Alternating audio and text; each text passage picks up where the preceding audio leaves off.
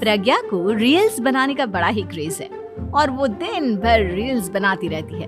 खाते पीते घूमते फिरते घर में कॉलेज में रील्स बनाने के कारण प्रज्ञा पूरे कॉलेज में हाईलाइटेड है। जहां उसकी रील्स सभी को पसंद आते हैं, वहीं मनीषा चिंता में डूबी रहती है। एक रोज जब खाते हुए प्रज्ञा रील्स बना रही होती है, तब मनीषा कहती है, 1 मिनट भी चैन नहीं है इस लड़की को। ये नहीं कि खाना तो आराम से खा ले, लेकिन नहीं, अरे थोड़ी देर रील्स नहीं बनाओगी तो आसमान नहीं टूट पड़ेगा। अरे मम्मी, इसी को तो कहते हैं डिटर्मिनेशन। तुम नहीं समझोगे ये सब। भगवान, इस लड़की को सद्बुद्धि दे। जब देखो तब टेढ़ा बाका मुंह बनाती रहती है। मनीषा की बात का प्रज्ञा पर जरा भी असर नहीं होता और वो खाते खाते रील्स बनाती रहती है। दिन बीतने लगते हैं और देखते देखते प्रज्ञा का कॉलेज भी खत्म हो जाता है। आए दिन कोई ना कोई मनीषा को प्रज्ञा की शादी करवाने का सुझाव दे जाता है। सब ठीक ही कहते हैं, प्रज्ञा की शादी कर देनी चाहिए। अपने घर के काम काज में व्यस्त हो जाएगी तो खुद ही ये रील्स और नाच गाना बंद हो जाएगा। मनीषा और प्रेम प्रज्ञा के लिए एक अच्छा लड़का ढूंढने लगते हैं और तभी विकी का रिश्ता प्रज्ञा के लिए आता है, जिसने प्रज्ञा को उसकी रील्स देखकर पसंद कर लिया था। अगले दिन विकी अपने माता पिता के साथ प्रज्ञा के घर पहुंच जाता है और प्रज्ञा साड़ी पहने हाथों में चाय की ट्रे लिए उनके सामने आती है। जब विकी को पसंद है तो हमें भी बहू पसंद है। बहन जी, आप बारात की तैयारी कीजिए। एक बार लड़का लड़की अकेले में बात कर ले तो अच्छा रहेगा। हाँ हाँ, क्यों नहीं। मनीषा विकी को प्रज्ञा के कमरे में भेजती है, जहां प्रज्ञा पहले से ही रील्स बना रही होती है। तभी विकी कहता है, आ गए आपके साजन जी।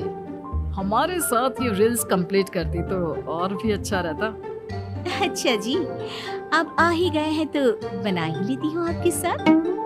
दोनों मिलकर रील्स बनाते हैं। जब वी मीट और तुरंत पोस्ट भी कर देते हैं। फिर विकी कहता है, जब आप साड़ी में चाय लेकर आए तब मुझे लगा कि कहीं मैं गलत घर में तो नहीं आ गया। अब सही है।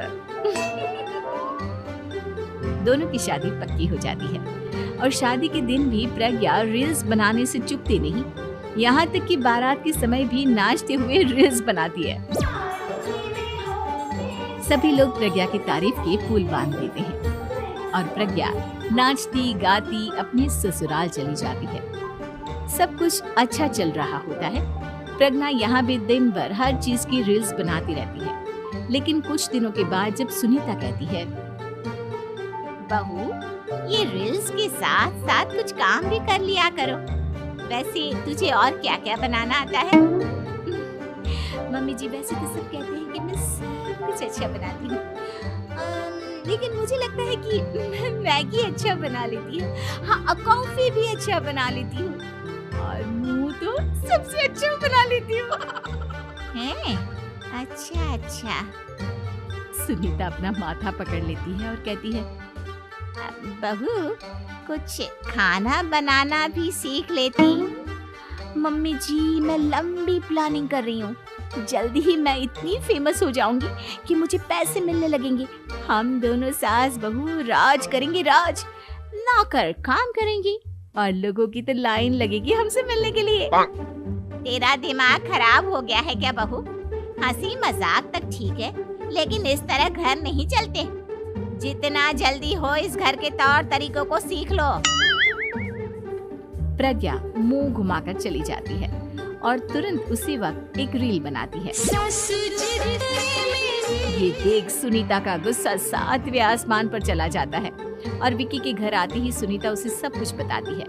विकी भी अब प्रज्ञा की इन हरकतों से परेशान हो जाता है। तुम टेंशन मत लो मम्मा, मैं देख लूंगा। विकी कमरे में जाता है तो देखता है कि प्रज्ञा रील्स बना रही है। विकी बड़े ही प्यार से प्रज्ञा से कहता है, प्रज्ञा, इन सब के लिए मैं तुम्हें मना नहीं कर रहा हूँ, लेकिन फिर भी हर वक्त तो ये अच्छा नहीं लगता ना। समझने की कोशिश करो, मुझे भी तुम्हारा थोड़ा वक्त चाहिए। मैं जब ऑफिस से आता हूँ तो मुझे समय देने की जगह इसी में लगी रहती। तुम ज्यादा ही सोच रहे हो। तुम भी मेरे साथ रील्स बनाओ ना, तुम्हें भी बहुत अच्छा लगेगा। तुम्हें इज्जत से कोई बात समझ में नहीं आती क्या? दिमाग खराब हो गया है तुम्हारा इस चकाचौंध से। अगर तुमने अपना रवैया नहीं बदला तो मैं तुमसे दूर चला जाऊंगा। तुम ही रिश्ता लेकर आए थे, मुझे लड़कों की कमी नहीं थी और ना आज है। विकी दरवाजा पटककर चला जाता है। धीरे धीरे विकी प्रज्ञा से दूर होता जाता है। एक रोज मनीषा प्रज्ञा के ससुराल उससे मिलने जाती है। तब सुनीता उससे कहती है, बहन जी अब आई हैं तो कुछ दिन यहाँ रहकर जाइएगा, आप ही का घर है। हाँ मम्मी, बहुत दिन हो गए तुम्हारे साथ एक भी रील नहीं बनाई मैंने। प्रज्ञा तुरंत अपने फोन में रील्स ऑन कर लेती है। ये सब मुझसे नहीं होता। तेरा ये भूत अभी तक नहीं उतरा क्या? बहन जी आप कुछ कहती नहीं क्या इसे? जब आप ही कुछ नहीं कर पाई तो मैं कर ही क्या सकती हूँ। सास तो वैसी ही बदनाम है। शाम को घर की लाइट चली जाती है और मनीषा प्रज्ञा से कहती है, मेरे घुटनों में बहुत दर्द हो रहा है, तू लाइट का कुछ इंतजाम करना बेटा। अच्छा कैंडल जला देती हूँ मम्मा। प्रज्ञा गाते हुए कैंडल जलाती है और खिड़की के पर्दे के पास रख देती है। मनीषा जिसे बहुत दर्द हो रहा है वो सो जाती है और प्रज्ञा हमेशा की तरह अपने रील्स में लग जाती है। उधर कैंडल की वजह से पर्दा आग पकड़ लेता है और मनीषा के कमरे में आग लग जाती है। बचाओ, कोई है, बचाओ।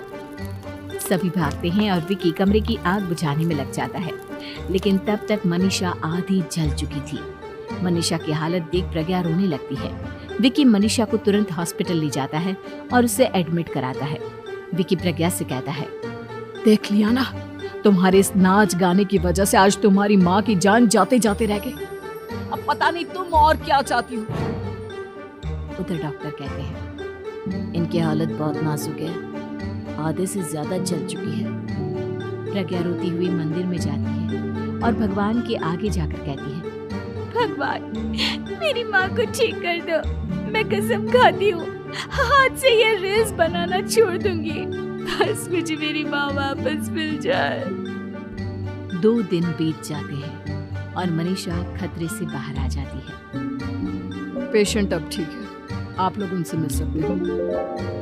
सब कोई मनीषा से मिलता है और प्रज्ञा सबके सामने अपना फोन तोड़ देती है। मुझे माफ कर दो मम्मा, मैंने तुम लोगों की बातों को नजरअंदाज किया। बेटा कोई भी चीज जरूरत से ज्यादा खराब है। मैंने तुम्हें रील्स बनाने से कभी मना नहीं किया, लेकिन हर वक्त एक ही चीज तो सही नहीं है। मैं समझ गई हूँ मम्मा, आई एम सॉरी। प्रज्ञा उस दिन से रील्स बनाना छोड़ देती है और पूरी तरह